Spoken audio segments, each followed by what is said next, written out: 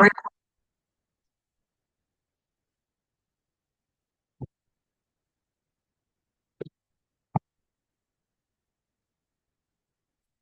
right, guys, we're recording. We're going to get started.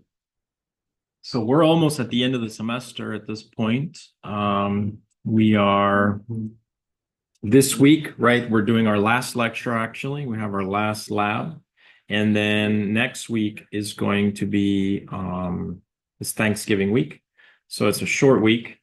So I'm planning to do that blockchain and crypto lecture, and that's the last topic. So we've covered all the material at this point that I was going to cover in the semester, all the algorithms, hopefully you understand the whole process, and we've actually started applications, right? So last week we did HTTPS, right? And we talked about TLS.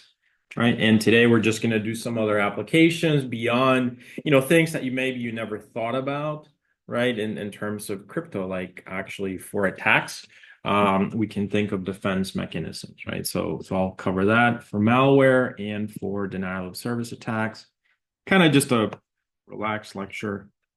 And then the lab will be basically we're going to look at creating a malware, like a computer virus, and then how do we create like a type of a antivirus scanner. So I'll talk about antivirus scanners and how that works. So that's basically the plan for this week. Okay. Remember to work on your term project, please. So you're supposed to be working on that.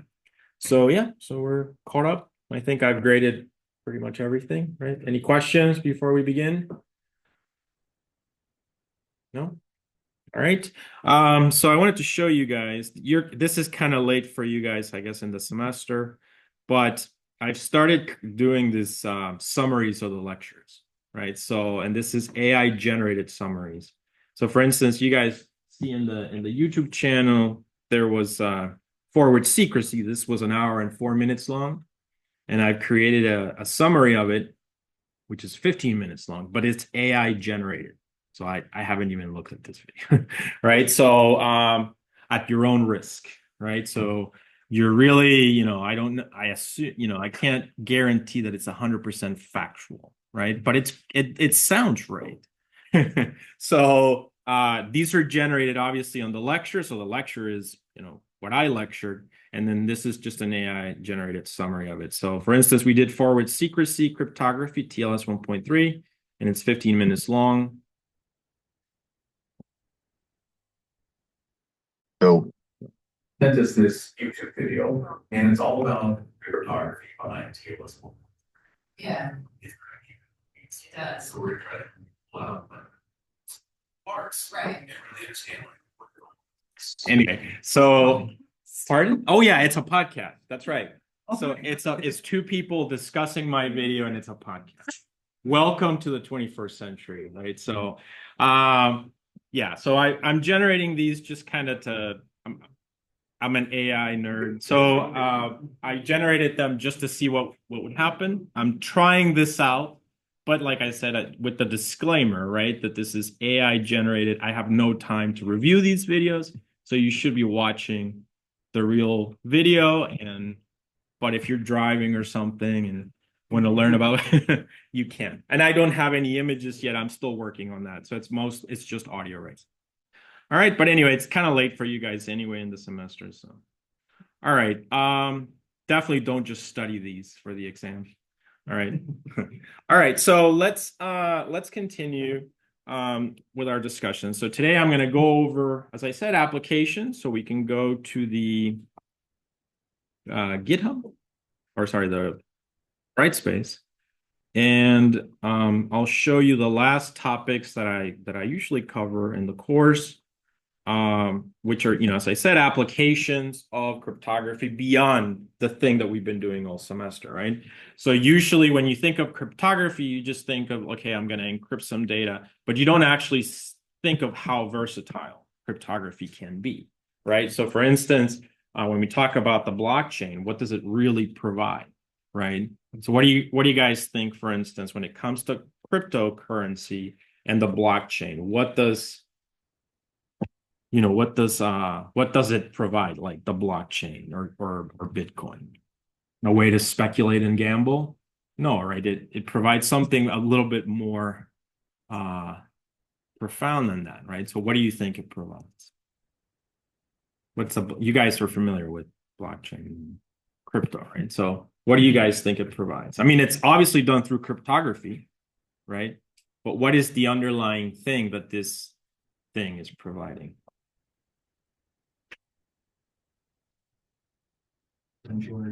Decentralization, very good. Yeah. Right. It's a ledger thing, right? And so we do transactions, and these transactions are recorded by all of you if you're all on the blockchain, right? So it's basically a type of authentication, actually. It falls into one of those pillars. Some people describe it as a thing that provides like a verification of truth, something like that. Right. And so instead of just trusting a ledger in a bank, and trust, and not knowing what those people are going to do in the blockchain, you have, in theory, this truth, right? That they can be modified. So yeah, so it's a type of an authentication.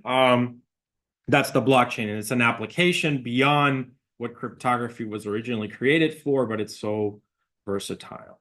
Obviously, there's the monetary thing, like the exchange of money and things like that. How about, and like I said, I'm going to elaborate more on these, but right now I'm just kind of summarizing. So what is denial of service? And I'll go into all of these in a sec, but what is denial of service attack? Have you guys have heard of this? Obviously, right? What is denial of service attack? In your networking classes, you've heard about this. What pillar does it affect? So we've talked about the pillars of, confidentiality, authentication. This one actually affects one pillar that we haven't really touched on, right? Which is, it's right there, availability, right? So availability. Why? A denial of service is you send a whole bunch of network packets to a computer, a server, and you try to bring it down, right? And so you'd be surprised that cryptography can help with that as well. All right. And so maybe you've never thought of that. And that's something, it falls under this idea of SYN cookies. So we'll just discuss this application as well. And then how about with malware, right? So malware, you guys know what this is. So there's several things. So there's something called ransomware, for instance, which is somebody comes into your computer, they hack somehow, they grab all your files, and what do they do with them? They encrypt them, and then they have the key. And so what is the ransom? You have to pay them money, and if you do, they're going to give you the key so that you can decrypt your data, right? It's a type of an attack. All right. And another, just general malware, and this will be like the lab that we're going to do this week. We're going to learn what a computer virus is. It's basically just software of some kind. Actually, the code doesn't matter.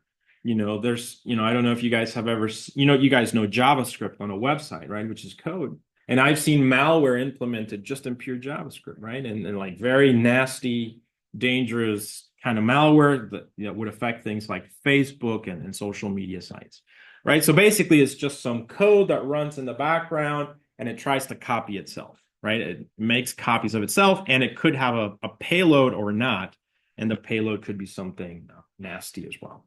All right, so how do we detect malware? So there's different kinds of malware detection. So I added this link to this paper.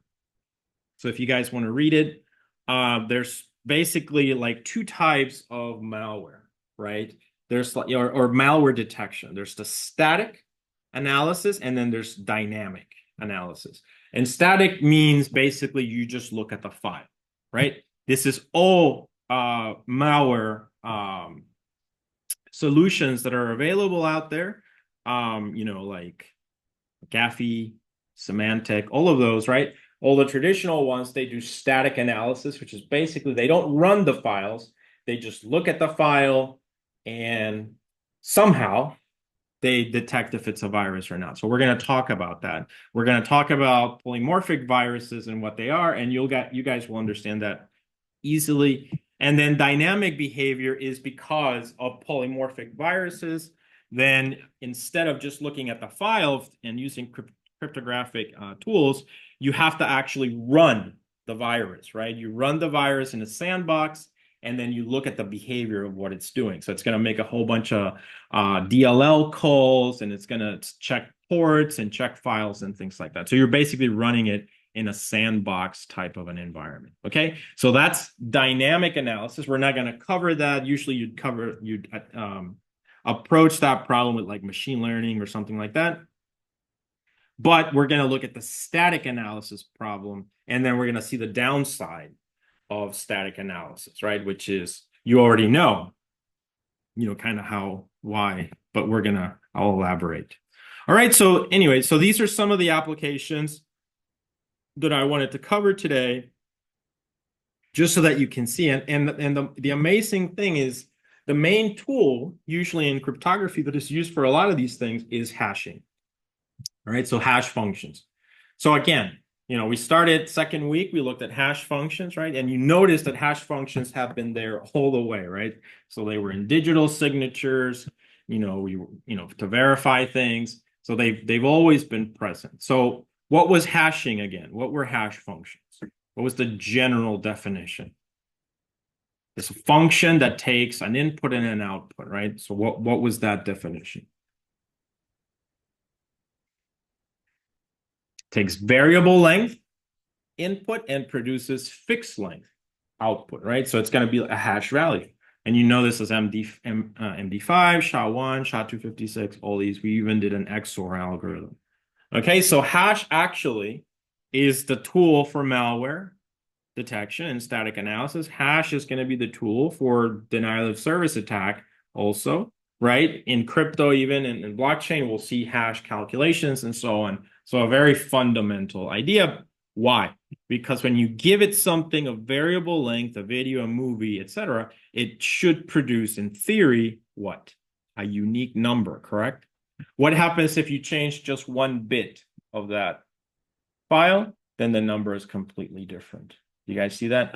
So that's what we're going to look at. So I'll start with denial of service and availability. That we'll just discuss it. I'm not going to do a lab of it, and then we'll move to malware and kind of implement the computer virus on the Linux VM. It'll do first we're going to build it, and then we're going to try to think, okay, how would this work as far as an antivirus scanner? And then you see you've been paying what, at least in the past, you'd pay $100 for McAfee or whatever it was, or Symantec, and what were you really paying, right? So basically just a whole bunch of hashes. All right, so the work of collecting all these hashes for individual computer viruses. All right, so let's start with availability. All right, so denial of service. I have some slides here. Okay, and I have SYN cookies, which is the solution to the problem. Okay, so definitely read through this, but I think the idea is, quite simple, right? So we're going to review first this type of SYN flooding attack, right? So you guys, I'm sure, covered this in like 170, 270. This is the TCP handshake, right? So you remember that. So I'll just do a brief review of that. Where's my... There it is.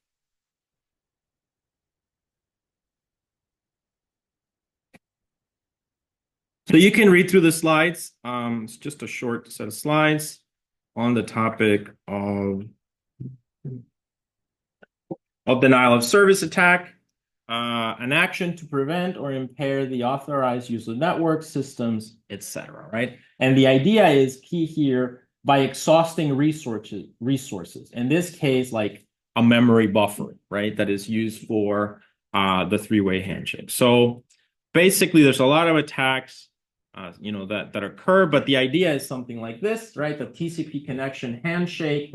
So the server will have some kind of a buffer, and it's a queue, really, right? So that queue is limited. So let's say it has 256 megabytes or something like that.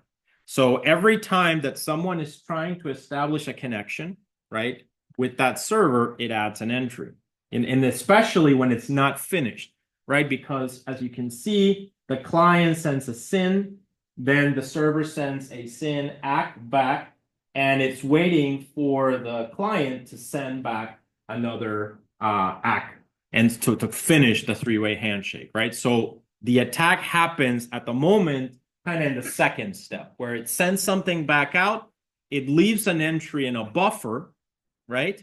And then it never hears back from the client. This is just one type of an attack. Again, I'm not discussing network attacks, but just how cryptography is used here. And this can be generalized to a lot of problems. Does that make sense, guys? So yeah, so you guys should be familiar with it. So client comes in, server sends something back to the client, but in the server, a buffer exists. Like think of it as an array or something, and a new entry is added to that. And what if you do like a massive SYN flooding attack? Then you fill up the entire buffer, right? And the question is then, once it's full, what happens? You see what I'm saying? And then boom, you have a denial of service attack in its simplest form. So then how do you defend against this, right? So that's kind of the clever idea, and cryptography has provided a solution for it. So let's go now to the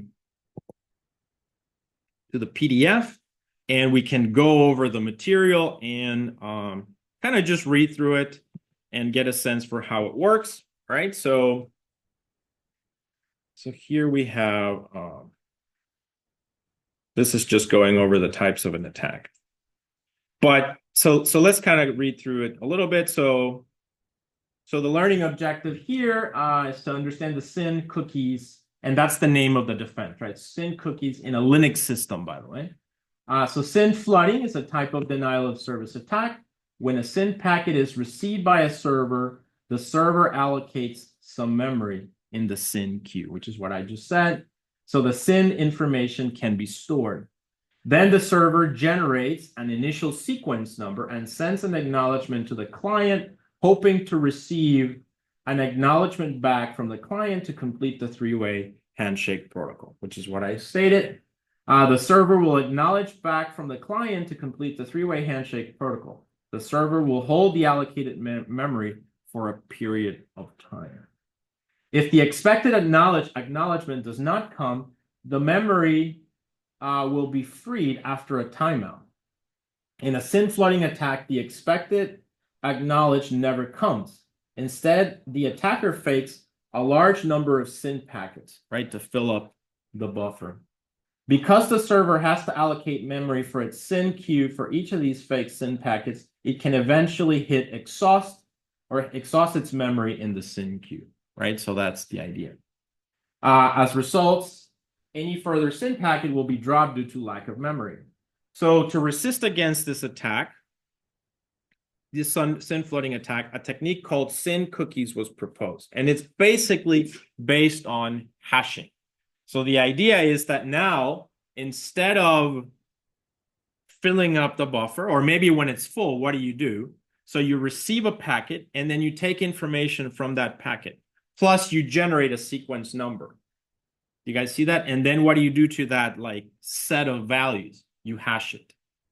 And then to that hash, you add the sequence number, and you just send it out. Do you see that? And so now you don't have to have an entry in the buffer. You just, because you sent it out, right? If it comes back as as in the last step of the process, then the server can recompute the hash. And if it matches, boom, oh, I sent this out. Do you guys see that? And then it can reconstruct the whole thing in the buffer. That's it. And it's like, a very clever way, right? And it just uses cryptography to solve this problem. So this is the whole point of like today's lecture, is I wanted to show you how, if you're creative, you can use cryptography in so many fields. So let's go over the basic process here. Let's just kind of read through it. So to resist against SYN flooding attacks, a technique called SYN cookies was proposed. SYN cookies are used to distinguish an authentic SYN packet from a fake SYN packet. When the server sees a possibility of SYN flooding on a port, it generates a SYN cookie in place of an ISN, right? So it just generates a slightly different number, which is transparent to the client. Actually, SYN cookies can be defined as particular choices of initial TCP sequence numbers by TCP servers. So it's just like it's choosing another scheme of the numbering system, is what this is saying. All right. So the SYN cookies have the following properties. They are generated when the SYN queue hits the upper limit. Okay, the server behaves as if the SYN queue has been enlarged, essentially, but it doesn't keep any values in there. The generated SYN cookie is used in place of the ISN. The system sends back SYN and ACK response to the client and discards the SYN queue entry. So it doesn't keep anything in the buffer anymore. It's like it just sends all the information back out, and it's waiting to hear that back. If the server receives a subsequent ACK response from the client, the server is able to reconstruct the SYN queue entry using the information encoded in the TCP sequence number, all through hashing. Okay, so that's basically the overall definition. These are just a few. If you guys want to do the lab on your own, I'm not going to do bonus points or anything like that, but you can do it as fun. So you know, obviously Linux has like a mechanism for preventing SYN cookie attacks, so you have to turn it off. And so you turn it off in your VM, and then you know, follow these instructions just to see how that works. So exploring the SYN cookies implementation. So we just want to get an idea basically of how it works. You can see that a hash function is proposed. So exploring the SYN cookies implementation. So the main goal of this task is to come up with an effective SYN cookies design. So well, this is just proposing ideas. So the challenge is design a way for the server to generate its ISN such that SYN flooding attacks will not work.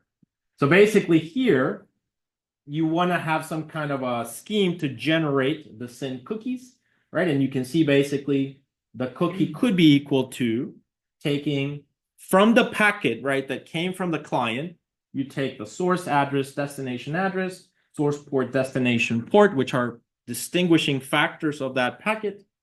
And then you add, and you hash it, and then you add a sequence number basically to it. And that way, when it comes back, it can reconstruct it.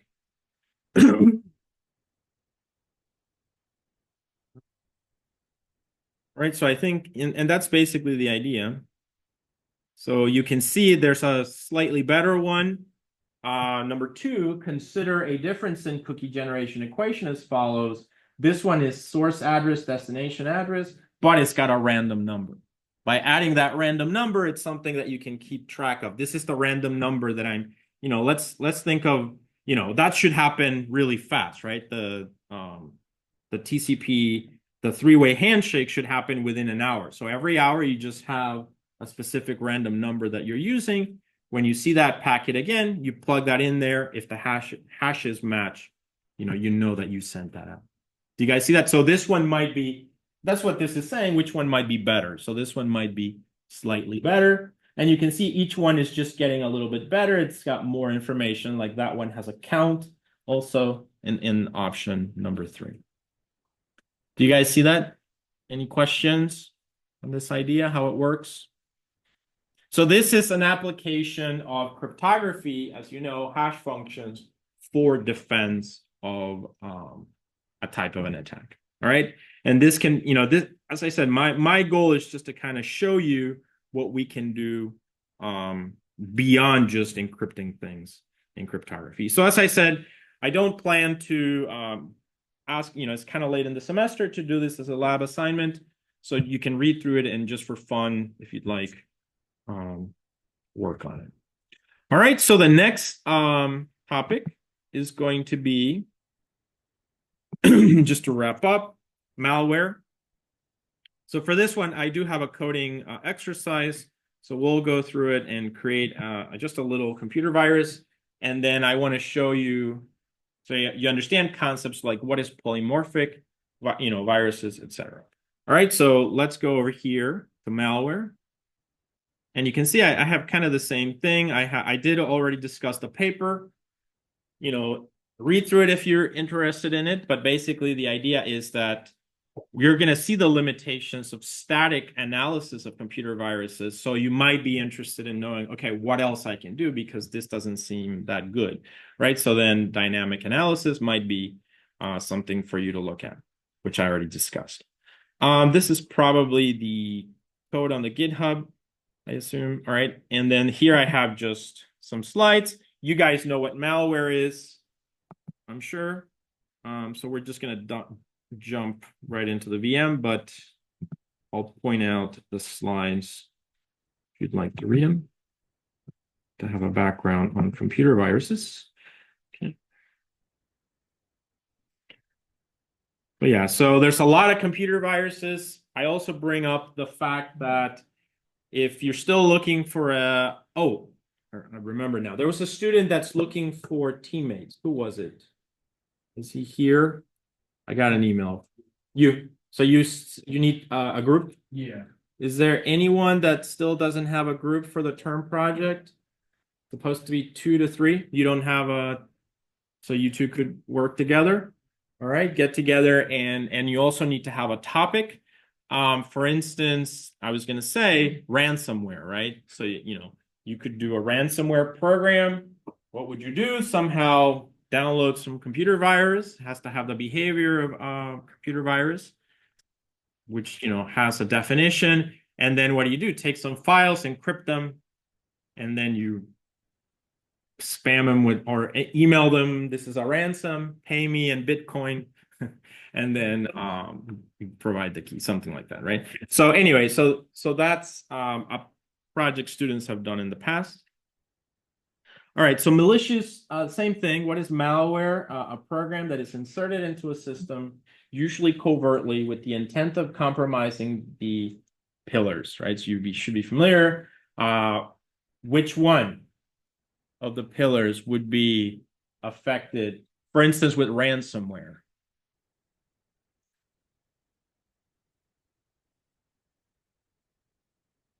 Which pillar? This could be an exam type question, right? So which pillar is affected with ransomware?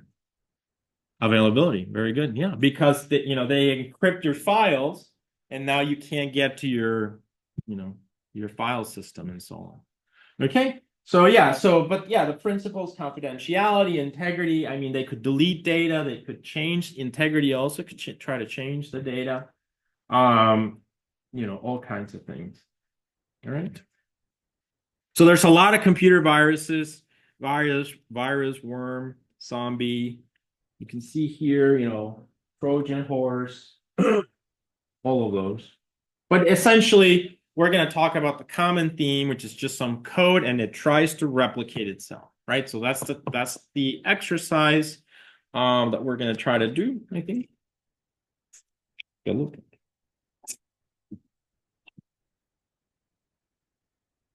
Yeah, so we're going to write a computer virus, probably in Python. You could also write it in Perl.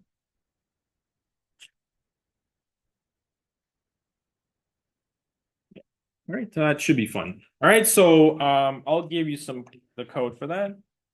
We'll create some files in a folder, and the point will be to infect those files, and then when you double click on those files, they'll infect other files, and it'll spread. Obviously, this depends on having there's the principle of least privilege, which basically means that it depends on the permissions, right? So it's going to attack a specific account. So that's why it's recommended, as you guys know, not to be root all the time because, a virus could wipe out your entire file system. But yeah, within that, we're going to attack some files. All right, so yeah, so here's, just classifications, informal classifications. But basically, there's a propagation mechanism, okay, which is the infection of existing content by viruses that is subsequently spread to other systems, okay? All right, and then there's other things like, having a payload or not. In the computer virus we're going to talk about, I'm not going to have a payload. It will only have the mechanism of, spreading. So infection mechanism, trigger, and payload, right? So you can see that here. The trigger is just like, on this date, unleash the payload or something like that. But the infection mechanism definitely is the thing, right? So you double click on it or something like that, and then other files get affected. So then how do you, and then here's the pseudocode basically that we're going to try to implement. So then, in static analysis of malware detection, how does it work? How do you implement with cryptography a solution to stop or detect computer viruses? What do you guys think? Knowing what you know about cryptography, how do you use all those tools to build a system that can stop or detect malware? If you're just doing static analysis. Hashing again, right? So how does that work? So let's say that you're Microsoft, right? And you have a lot of information, a lot of engineers, and they're constantly looking at things. So they find a computer virus, and they're going to start looking at the files involved in that computer virus. So then there's a file, some file, and then what do you do with that file? You hash it. And now when you have that hash, it's in some library or sorry, some dictionary or some database. And then now what you have to do whenever you're scanning a new computer is you take all the files in that computer, hash every single one, and then once you have those hashes, look for it in your database. There's a match, you found a computer virus. Do you guys understand? And that's it. What's the problem with that? It would take a long time. That's true. What else? Exactly, modify like a bit, right? So if you think of a computer that is copying itself, right? What's it doing? It's gonna, it's got its code and it's gonna grab its own code and copy it somewhere else. When it's doing that, just have a function that generates a random value every time. So then now, because you're changing just one value in that new copy, when you generate that hash, it's impossible, right? They're not gonna match at all. And so that's called a polymorphic virus. It's a very fancy term for just adding one number that's different and not making an exact copy. Do you guys see that?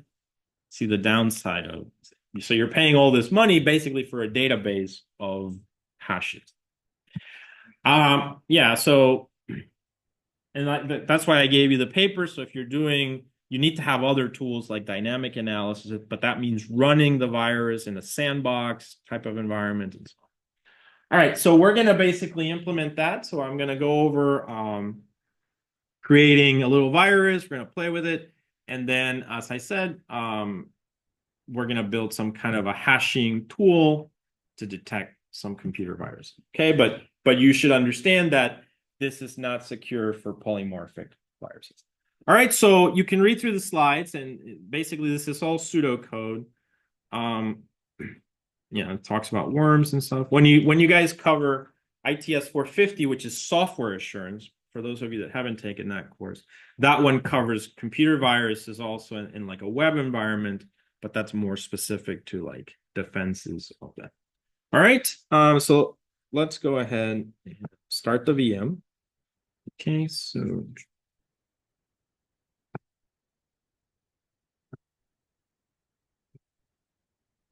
I'm going to go. Oh.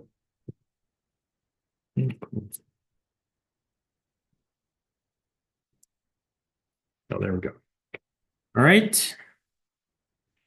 Okay, so yeah, so we've covered. So I went over the definition of malware, definition of SYN cookies. So remember those two concepts. I could ask you basically on the exam, just explain what is a polymorphic virus? How does it's not crypto. Cryptography help with malware detection? Or what is SYN cookies? Explain how that works. All right, so let's go to the virtual machine.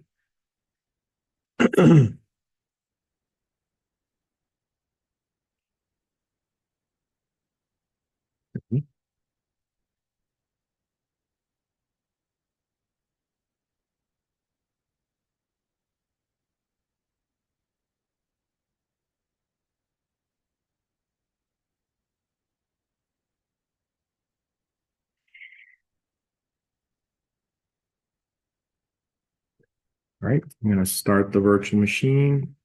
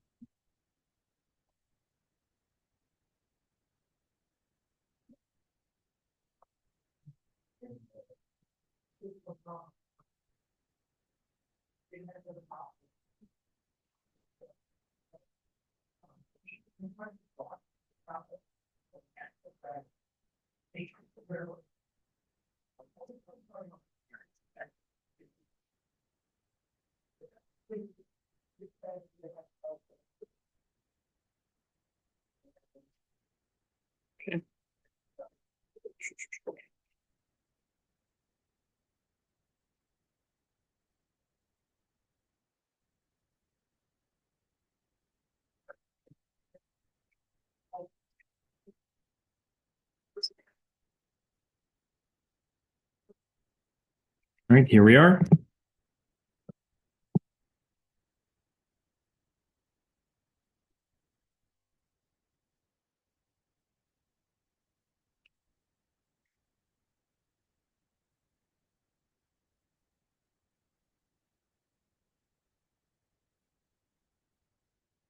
Okay, so here, let's go to the terminal. We're going to create some file. It's going to be all in a folder. I'm going to create some files to infect. Then we're going to create the computer virus, make it executable. And then we're going to think of how we can create the hashing process to create an antivirus scanner, basically.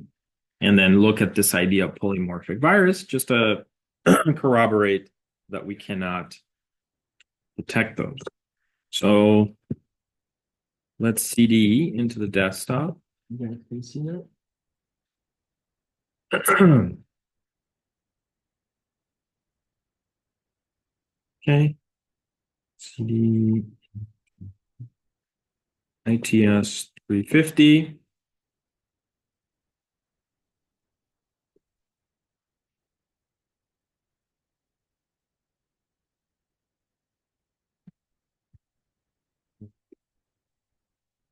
Oops.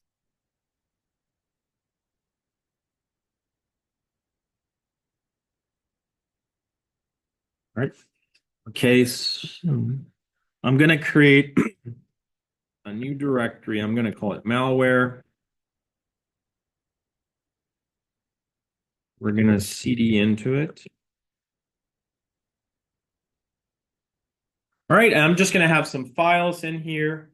My goal with this is going to be to, like I said, so these files are just going to be normal text files, but we're going to try to convert them into copies of the virus so that when you double click on them or run them, they'll basically infect other files, right? So let's create so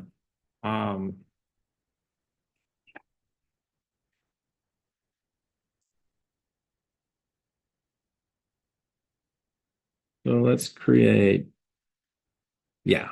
So I also, I want to attack files based on an extension. So for instance, some files I'm not going to attack and others I will, and I'm going to distinguish by extension. So I'm going to create file1.txt. So this is going to be just add something in here, such as file1, right? That's one file. Then I'm going to add another file, file2.txt. And I'm just going to say in here file2. Okay. Then I'm going to create a third file, and I'll just choose maybe not to attack these files. So I'm going to create file1.foo. And so this will be file1.foo. So I'm not going to attack these. Okay. All right, so here right now, I have 3. I'm going to add a third txt one.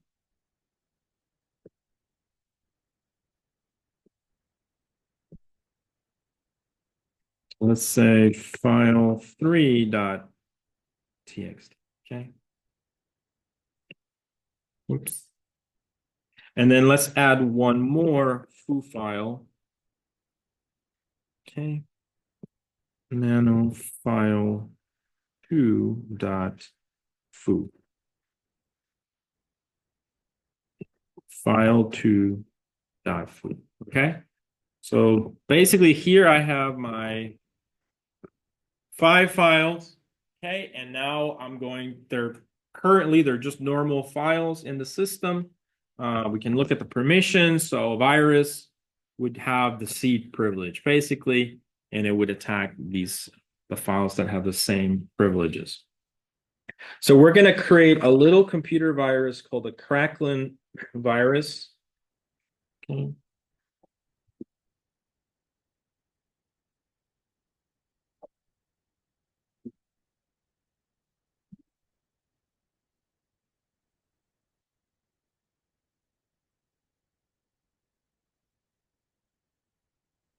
All right, so this will have basically 3 functions, a search function, an infect function, and a payload function. And I'm going to write it in Python just to make sure that the code is easy to read. Okay, so the payload function is not going to be used, but you can imagine how you can use it for things like that's where your ransomware attack could be or whatever it is. Okay, so I'm going to call it, as I said, Crankling. .py.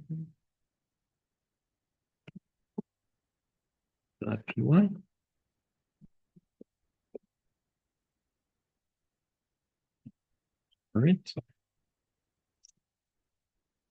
Okay. So we're going to say, I'm going to add the shebang, which should be user bin Python or something similar.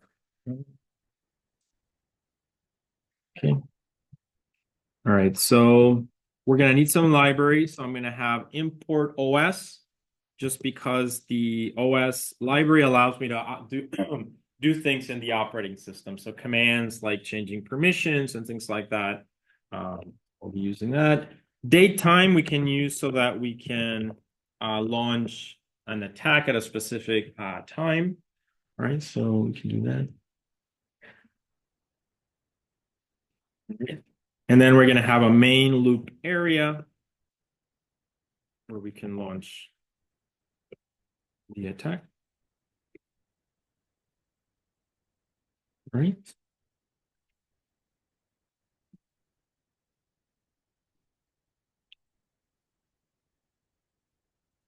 So in general, it's going to follow a specific approach such as this. Wherever the file is, right, it's going to attack that. So the current working directory in this case, maybe you went online, sorry, you got an email and it says, click on this, and you clicked on it, downloaded the file, and then you double clicked on it thinking it was something, and it runs, right? So that's the idea.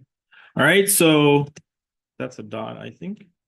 Right, so files basically to infect.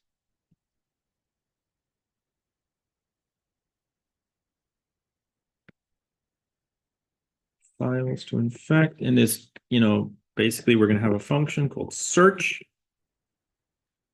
that kind of looks at the files in the current working directory, and it's going to decide to attack, which ones to attack. Okay, and then once you have the files to infect, we're going to call our function infect, and we're going to give to it files to infect, just like that. And then finally, and that's basically it, although payload is not going to have anything. All right, so that's the easiest one to define. All right, payload. So I'm just gonna add here a line. So it's gonna be define payload. 1, 2, 3, 4. So this would be something like your ransomware, or deleting files or something like that, right? So something bad that you're doing.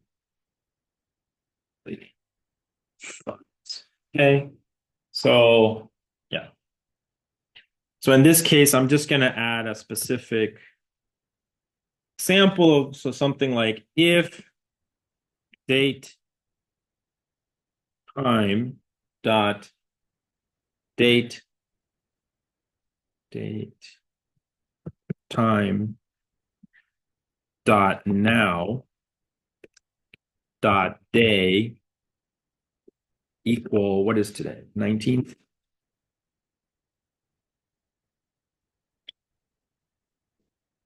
One, two, three, four. So then you can, well, obviously do something bad. This is at a time. Okay, so that's basically what a payload is. It's just launching some kind of a thing. So here, let's go ahead and try this one just to make sure it works. So I'm gonna ignore these for now.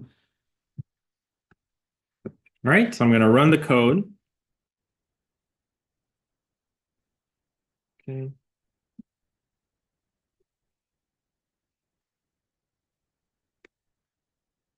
And this is an attack. So it matched today. That's the payload. That's kind of the idea. All right. What we're more interested in is how the virus obviously does the infect part. So that's going to be the challenge. But let's go ahead. Let's think here. Right. So we're going to select the files that we want to attack first. Okay. So let's do that. And if you were going to do ransomware, you would also use the similar approach. You decide which files you want to encrypt. You're going to grab them and you can encrypt them with some function. Okay, so I'm going to go. Now we're going to focus on search. I can enable this line of code.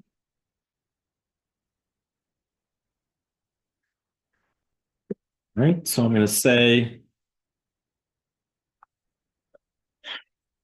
search is going to take path, right? So it's going to take path, colon, 1, 2, 3, 4. So files to infect equal 1, 2, 3, 4. So then how do you do this? So I'm going to create a list of files, so files list. And we're going to start debugging. So we're going to use OS.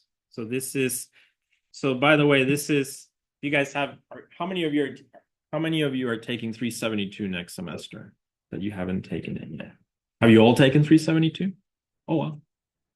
First time. Usually I have like half of you haven't taken 372 and the other half. All right, good. So then you already know about this, right? OS and everything. All right, good. So yeah, so OS list directory. Okay. And just we're gonna list all the files in path, basically. Okay. So let's do this part. So let's make sure it's working. I'm gonna do print. How many of you are taking 365 next semester? Just you? Wow. Really? None of you? Oh. Oh, you are? Okay. Oh, you all are, but you just don't raise your hand. Okay. All right, that's fine. Great. So I'll see you guys next semester. Let's print the list. So it's going to be files underscore list. Okay, so this should give us all the txt and foo files, right? So see if it works. And there you go. So the virus at this point, right? You know, we're going to make it executable in a second. but basically it takes all the files in the file system, including itself, by the way. So it doesn't want to damage itself probably. So we'll need to have some kind of logic for that. But right now, what it needs to do is it needs to start generating copies, right? So let's think about that part next. All right, so we can comment this one out. 1, 2, 3, 4. All right, so now we're going to iterate through this list and just basically select the files that we wish to attack. So I'm going to do for file in files list colon 4 1 2 3 4. So we're gonna split the files on dots. So we're gonna say file dot split and split on dot, right? So we're gonna split on dot so that we can look at the extension basically of each file and select the ones that we want. So if temp, it starts at 0, 0 will have the name of the file and the extension is going to be on cell 1 of temp. Okay, just like that. So we're going to say if temp equal txt, and that should be a lowercase. So these are the files that we're going to select for the attack. Colon 1 2 3 4. All right, and so now we have a list files to infect. So files to infect dot append, and we're just going to add the files that match that extension, all right, which would be in this case file, right, the current file that we're looking at, and that's it. So that completes that part.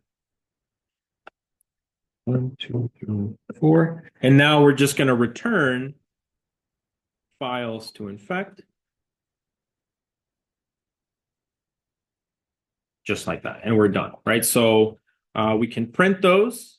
So I'm going to go down here. Print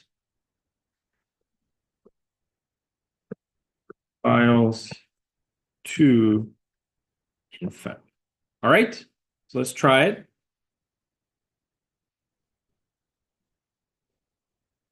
Yeah, and there you go. So it's going to exclude the .foo files. So for instance, it could also exclude the .py files, right? Itself, or or something like that. Any questions so far? Yeah, please. Yeah, sure. But yeah, we're almost done. So we just have the infect part, which is like the main, and this is just the propagation behavior of a computer virus, right? And then after that, we need to create the code to like detect a computer virus, right? So, and we're going to look at that. All right, so the next stage is going to be the last function, infect, right? Files to infect. So we're going to go over here and add this new function.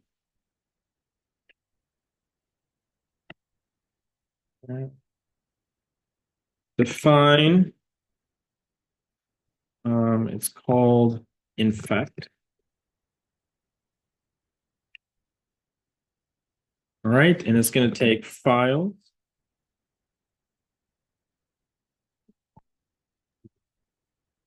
All right, so that's basically now we need to make changes to the files. The virus needs to get a copy of it, make a copy of itself, and then basically overwrite other files with its own code, and then make those executable and so on. All right, so we're going to take a look at that. So let's try this out. So let's do 1 2 3 4. So I'm going to add a print statement here. Print files, no, propagation, right? All right, so let's see if it works. Right, so you can see now, so it's going to start propagation mechanism. 1, 2, 3, 4. All right, so this, should be the most interesting part.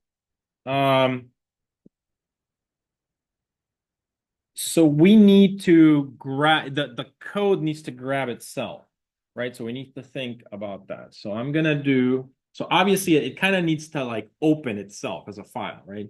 So and create a string, of the contents of that file. So what I'm gonna do here is I'm gonna create virus underscore string, which is the file itself. Right? And then now it's going to open virus equal the open mechanism in Python to open the file.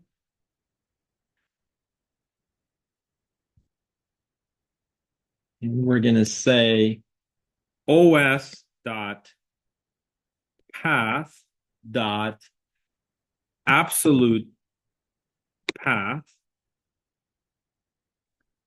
And then this should be, the absolute path to itself. Okay, so by doing file like that. Does that make sense? So that's what it's going to try to do. So let's actually print this so that we can view it also. I'm going to do print os dot path dot absolute path and then of itself. So this is 2 underscores file 2 underscores. Okay, so let's try it. Hopefully it'll work. Yeah, there it is, right? So if you notice, that's the full path of Cracklin. So now it's going to open itself, copy itself, read it. And now it has this ability to copy it to the other files, the targets. And that's a computer virus right there. That's literally how it works. So now let's go back to the code.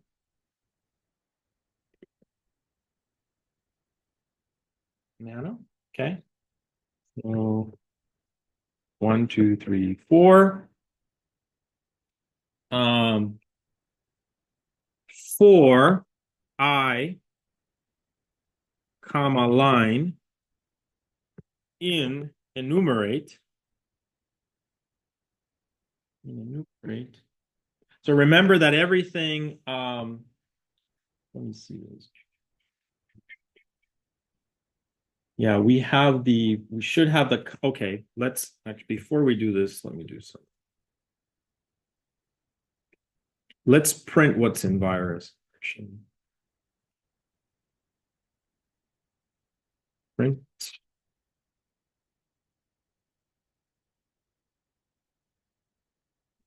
All right, we're going to print that.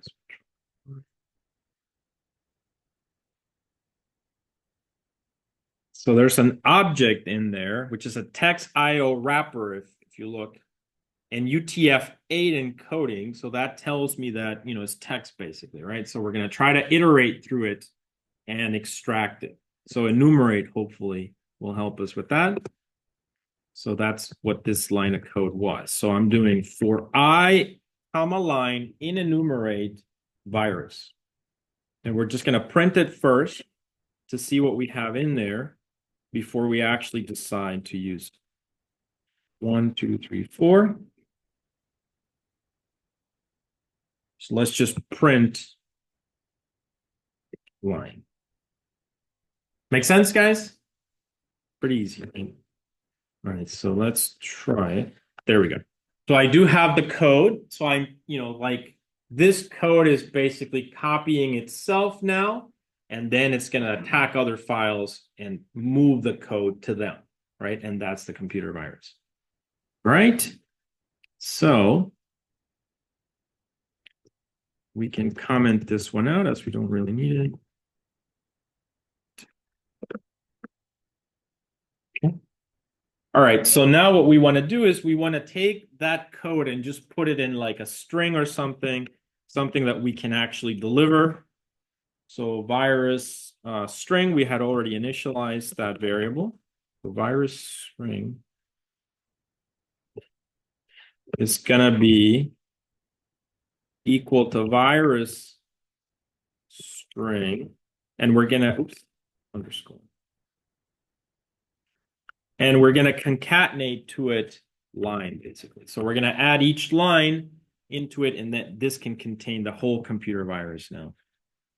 So then let's close the file. So virus.close. Okay. So now we've closed it. Right. So now we have it. And now we just have to send it to the other files and perform the attack. So we can do for. Now we need to iterate through the files that we got, right? The files to infect. I'm going to say for fname in files to infect. 1, 2, 3, 4. 1, 2, 3, 4. Okay, and now we just open every single one of the files, and we need to move the computer virus to them, right? And that basically is the propagation mechanism. So f equal open fname, right? So that opens the file. Temp, we can read the contents of that file currently. So f.read, right? .read, and then f.close, basically. Just like that. So that we're almost done. So that reads the code, and then now that we just say the contents of that file. So that information, from the text files, we have it here in temp. If we want to keep it, it kind of depends on what you want to do. And then, so we close. So now we reopen the file. F open, fname.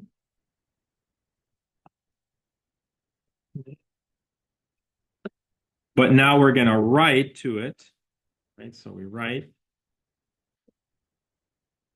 And so we're going to do f.write virus string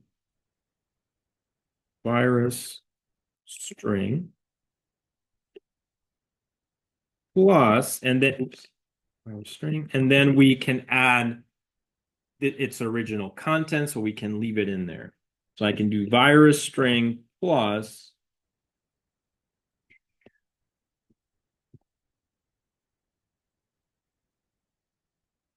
I'm going to add some comments, double quote, and then concatenate the temp, whatever was in there before. Do you guys see that? So I'm just basically, this is the mechanism of delivering the virus to those files. And now f.close, close the file.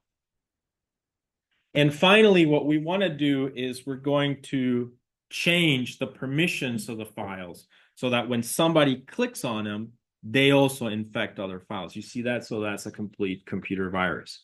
So in this case, that's easy actually to do. So you can just do os.system. Again, all of this depends on you having the permissions, right? So you have to be hijack the account for this to work. So you won't be able to do this on root own files, but you do OS system, which you probably remember from 372, and then you can do chmod chmod u plus x space plus f. And that should change the permissions of the files. If you remember user, and you made it executable, basically. All right, that should be it. We can add a return if we'd like here. Like that. All right, so we're gonna try this one and see if it works. All right, so Control X, Y. When we change an executable file, if you remember, the color changes, right? So the file one, the .txt files should change color. So let's see, unless we get an error, for instance, right? So let's see. Did I get it? No, it seems to have run. Okay. And you can see the color has changed. So the file one, file two, file three that have a .txt extension have now been infected. So we can take a look at them. File one .txt. You can see they have the code and they even have the little temp part at the end. Make sense, guys? All right, now the key question is, if we run these files, will they infect other files, right? So that's where the spreading comes in. So Cracklin, even if you detect it, once it's run, it's infected other files, and then these files can infect other files. And so the way to test this is to add a new file, right? And see what happens. So I'm going to do nano new file one.txt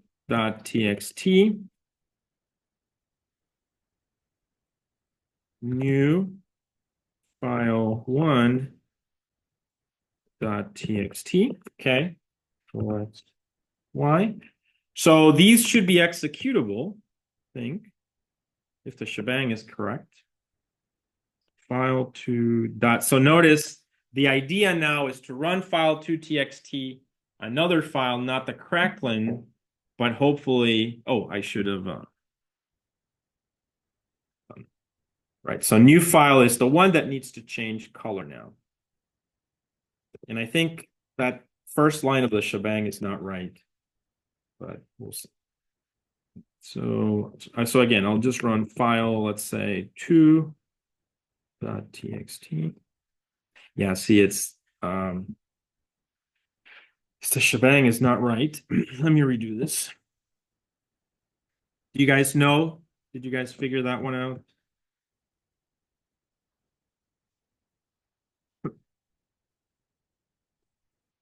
This line is not right. I think it's something like user. It might be env Python, I think. Yeah? User environment Python. User? I think that's right. Yeah, I think it's right, but I can't remember. All right, so let's try this one. Okay. So, well, the backslash in between environment and Python. There's just a space in there. I think there's a space. I can't remember how it is. That's the part. I don't have it in my notes and I forgot. I'm using the old way, the old shebang. If you guys find it online, let me know.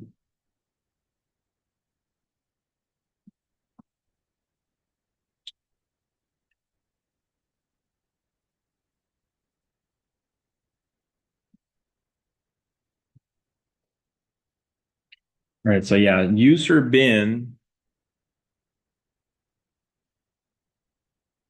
And I guess either that or Python 3, but it should be this one. All right, so let's try it again. Okay, clear. ls-l, so new file one should be infected now. I'll use Cracklin, and then I can add a new one.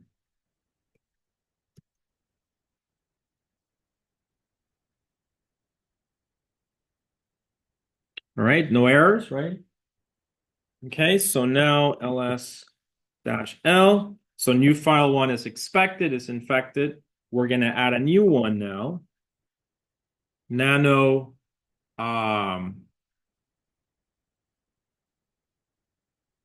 second new file one dot txt second new file one dot txt.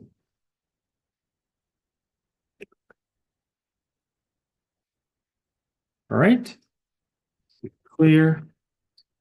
All right, so now we're gonna run new file. So I want to run this one and infect this one, right? That's the idea of the complete. If it worked, if my attack has worked, that's what I should be able to accomplish, right? So I'm going to do // to run it as an executable. This is equivalent to me double clicking on it, something like that. New file one, it ran, right? So it ran, works, right? Do you guys see? So that's the behavior of the computer virus. So it's able to start at Cracklin, infect other files, and then those files can infect yet other files and so on, right? So that's the behavior. So now that we have this mechanism and we have some malware, the next thing we need to do is the antivirus scanner, right? Where we're going to hash the files. But you guys already can see that the problem is polymorphic viruses, right? So if only one bit of that file changes, the whole hash changes. So think about it. How good is your malware scanner then? I mean, if somebody is creating a sophisticated computer virus, you might assume that they're doing that. They're doing that, right? They're changing at least one number in it. What do you guys think? If they can, Yeah. if they find a workaround towards it, then the whole thing's moved. The hashing? Yeah. Yeah, I mean, if they just change one number, it should create an entirely new hash value, right? And the whole idea with antivirus scanners is you have literally a database of hashes, right? So if somebody is just like, if the virus is just copying itself and not changing itself, then yeah, you can detect it, maybe. But if it's, yeah, go ahead, please.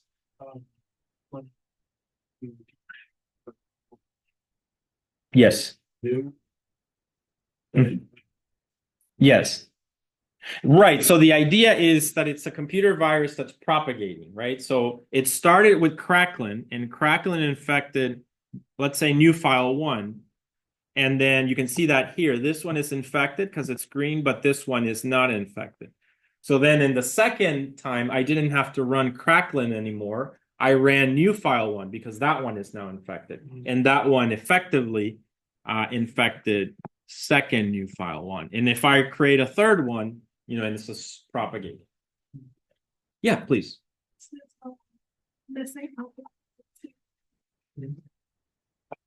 Where in the, so it's saying chmod. Oh, you probably missed the plus. Oh, not here. Sorry. Let me go to Cracklin. So check in this part. Did you do U plus X? All right, let me take a look. All right, guys. So let's start, if you want, working on the antivirus scanner. So the idea is going to be, you need to hash these files in some way, create a database, and then you need to scan a folder and find, grab a file, hash it, and then compare it to your database. Does that make sense? Yeah. So start working on that.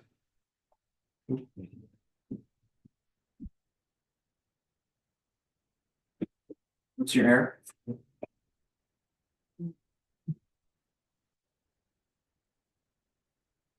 Okay.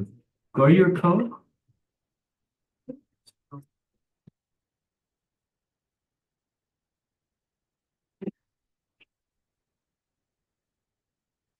Oh, space, out of space. So if you notice, I have CH mod space plus X space in the double. Oh, I didn't. See, that's. What?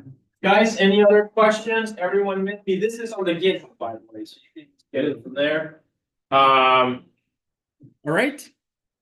So this creates the computer viruses. Now we need to search the folder, grab all the files in it, hash them, create that list of hashes, and compare them to a list of, another list of hashes called a database, maybe. And if we have a match, boom.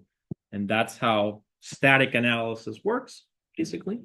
Effectively, I don't know how, if a static analysis antivirus scanner has any feature to deal with polymorphic viruses. I don't know. I just can't see it, right? Can you guys think of some way of doing that?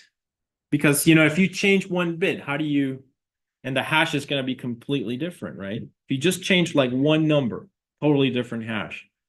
So how would you use static analysis to detect? Do you see what I'm saying? So maybe,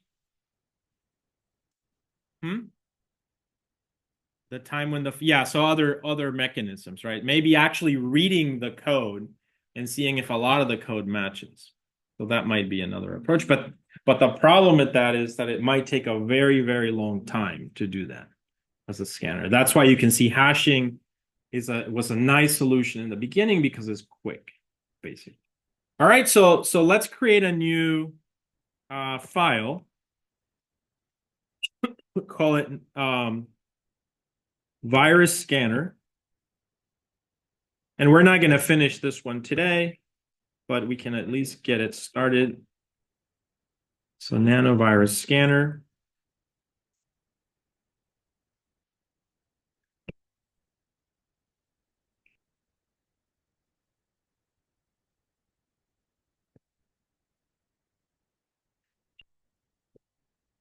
All right.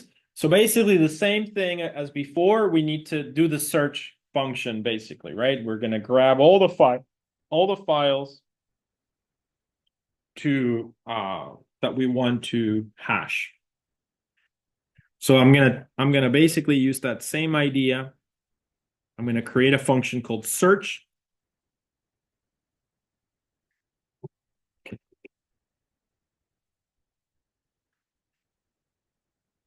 So I'm gonna call this scan.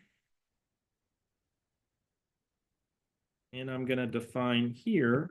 And well, we can say where, so path, same logic basically.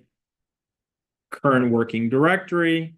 So then we pass that into the scan.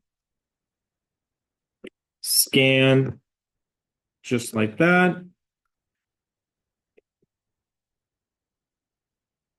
Probably going to need OS.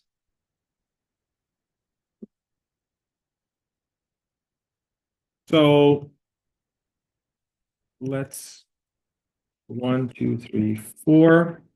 All right, so files now to hash. Files to hash. It's going to be a list. Okay. And then same thing. Files list equal os dot list directory of path, just like that. Okay. So then we can probably print this list. Print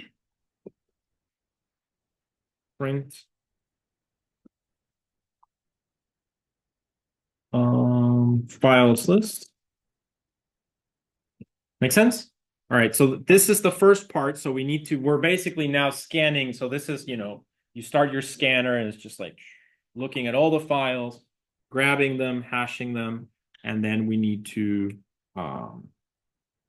compare them to some database so we can have something database of of hashes of known malware hashes. Let's say of known malware. Okay, so this is where we would have that, and that's basically the logic. Let's go ahead and run this. There.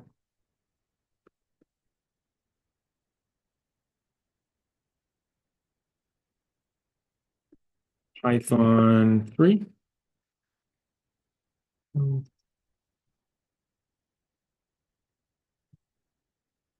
Oh, fine.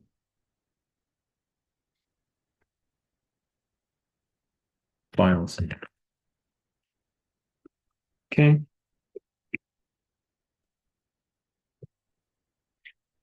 There we go. So these are the files now in this folder that we would need to scan or hash and compare to the actual known hashes from our database. And that's basically the idea. This is actually how Snort kind of works in a similar way. Snort has a database of these things called signatures, and they have to, it looks at a packet, grabs certain values of the packet, compares them to the known values in the signature, and if there's an exact match, then it triggers a network intrusion alert, right?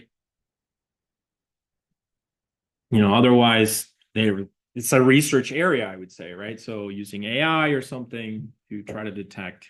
So it's a big problem. As you can see, hopefully by looking at this, you realize that this is not very robust, right?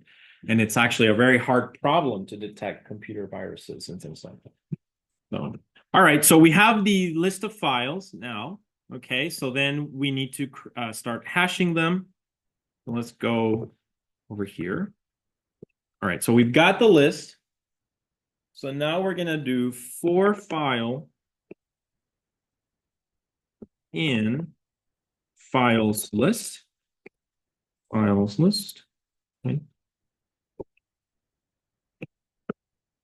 And then what do we need? We need, at the end of the day, this is where we hash these files, and we need to have a list to contain it. Oh, files to hash.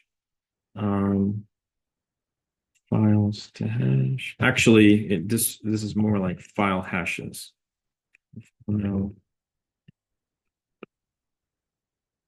Hashes from scan. Let's say so. So now 1, 2, 3, 4 hash equal get hash. This takes file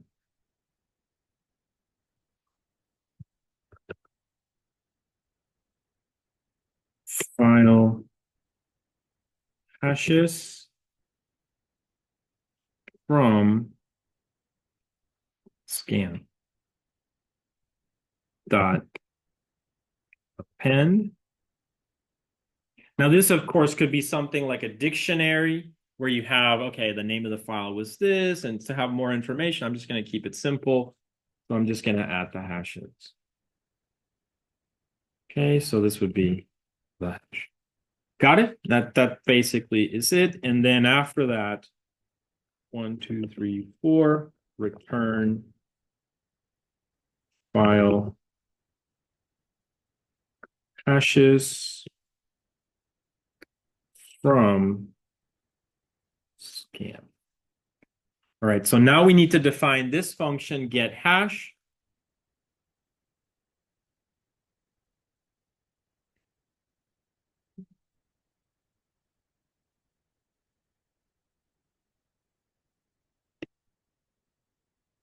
So define get hash. It takes in file, right?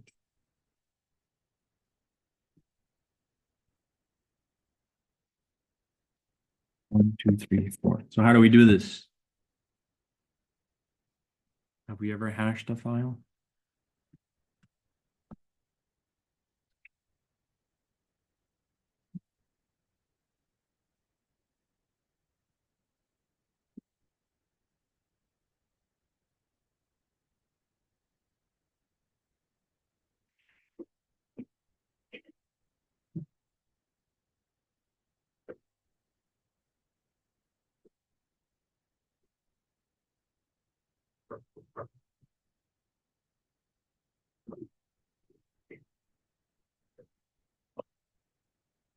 No?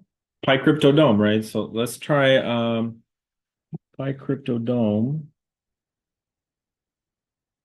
So from crypto dot hash import SHA-256, right? Was it like that? Oh, it's uppercase. SHA-256. You guys see what I'm doing? All right, so then we can here 1, 2, 3, 4. Let's open the file. F equal open file. M equal F dot read. Is it R? Hmm? R. Oh, sorry. Then F dot close, right? Everyone with me? And then what? We hash it, right? And that's it. See how simple it is? And so now you guys know, PyCryptoDome, but you can use it for other applications beyond what we did in class. So let's do that. Hash.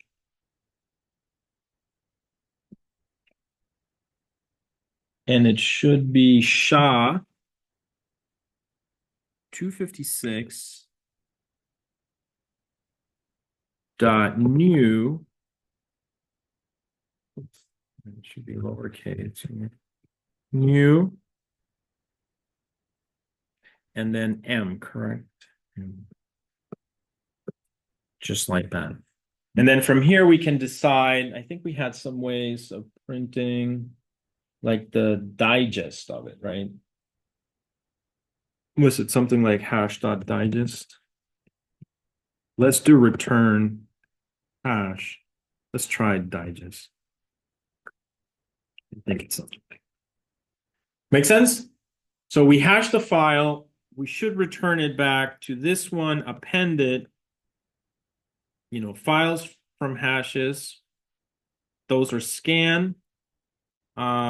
Scan returns the files. Scanned hashes, right? And let's see if we can just see them. So print scanned hash. Everyone with me? Let's see if this works. Clear.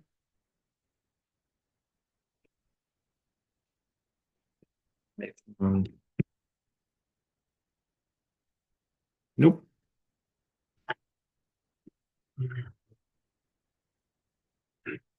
The byte. So it wants it converted to bytes, right? So forgot that. Yes.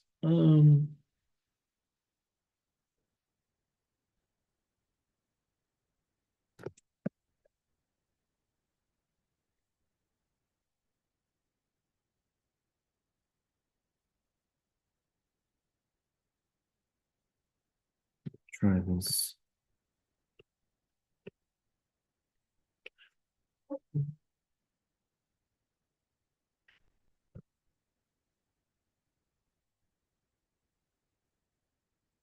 Byte not defined.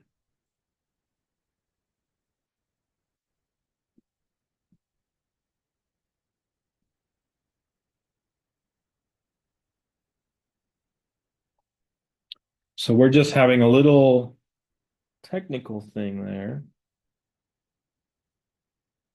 Do you guys know the code for it?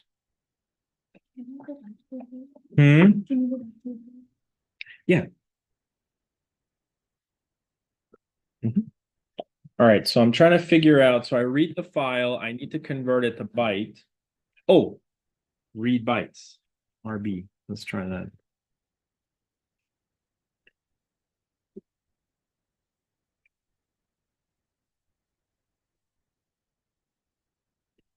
Right, maybe.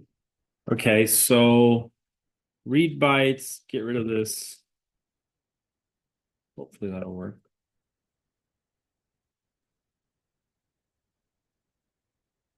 I think it worked. Maybe. Do you guys see this? All right, so let me clear.